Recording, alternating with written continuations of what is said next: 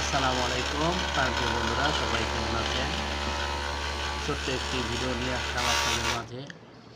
Saudi আরবে কাজ করি, দেখুন আমি সেলাই, আমি ওভারলক করি, সব নিজেরটা নিজের করতে হয়। এখানে মহাজনরা শুধু বসে বসে থাকে। মহাজনরা আমরা সব কমপ্লিট করে দিই, তারপর মহাজনরা দেয়। দেখুন ওভারলকটা পর্যন্ত করতে হচ্ছে। আর বাংলাদেশে থাকলে শুধু সিলাইছি, মহাজনরা সব করে দিয়েছে। এখানে নিজের কাজ নিজের করতে হবে, সবগুলো যে পুরো কমপ্লিট আমার করতে হবে।